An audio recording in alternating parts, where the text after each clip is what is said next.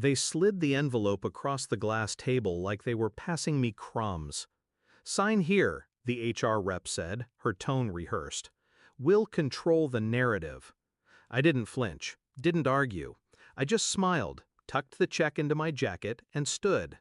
Because in that moment, I already knew their narrative was dead. I built that company from silence. Long nights in a rented apartment.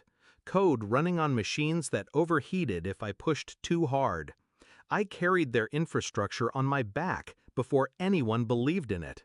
The executives found me once the product worked, once it had teeth. They called me indispensable then, bought me steak dinners, told me I was family. But family doesn't push you out the second your name starts carrying more weight than theirs. They thought I wouldn't see it. The sudden exclusion from meetings, the way my updates were quietly presented by someone else, the staged performance reviews. Subtle enough for deniability, obvious enough for insult. I watched them sharpen the knives for months. The betrayal wasn't in one moment, it was in the pattern. My documents were misplaced. My credit erased from projects I'd authored line by line. Conversations cut short when I entered the room. Then came the leak. An anonymous note slipped my way. A printout of emails, executives whispering about image management and narrative control. They weren't planning to let me resign gracefully. They wanted me scrubbed out, rewritten, made irrelevant. They thought I'd beg for scraps. They miscalculated. I don't play their game. I design my own. So I stopped fighting their little internal maneuvers. I let them think they'd already won. I archived everything. Every design document, every revision log, every message that proved the systems were my architecture. I secured my original commits with timestamps they couldn't erase. Quietly, I traced their shell companies and accounting tricks, because if you follow the money, you find the rot.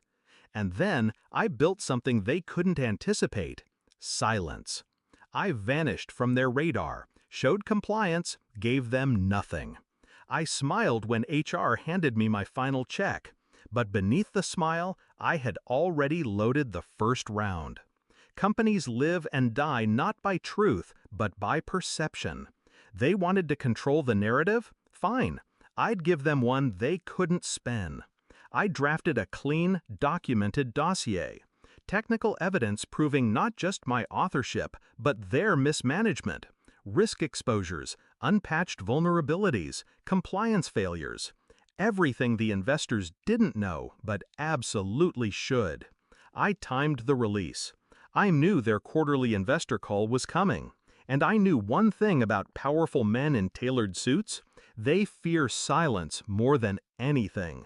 So the night before the call, while they slept secure in their illusions, I delivered packets of truth to every major investor on the roster. No commentary, no accusations, just raw, irrefutable facts, signed with my name. The next morning, I sat in my apartment with a cup of black coffee, the investor call streaming through my speakers. It began with the usual rehearsed optimism: strong quarter, robust growth, exciting opportunities ahead. The CEO's voice oiled with confidence. The VP chimed in, parroting statistics. Then, silence. 2 minutes. Long enough for blood to drain from faces, for nerves to fray. Finally, the chairman broke it. His voice was cold steel.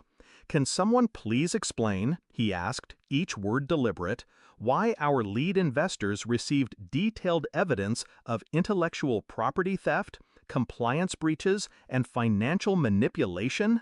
Documents signed by the very man you forced out yesterday?" I could almost hear the oxygen leave the room. The CEO stammered. The VP choked on his scripted notes. HR wouldn't dare unmute. Their narrative collapsed in real time. They tried to scramble afterward, of course. Press releases, damage control, legal threats whispered through lawyers. But you can't rewrite code once it's executed, and you can't rewrite truth once it's in the hands of people with billions on the line. Investors don't forget betrayal, not when it costs them. Within a month, the CEO was retiring. The VP vanished from the org chart.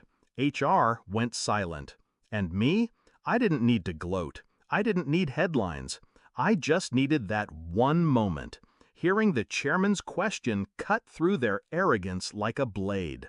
I wasn't erased. I was immortalized. They thought they could control the narrative, but I built the system, and the system remembers its architect.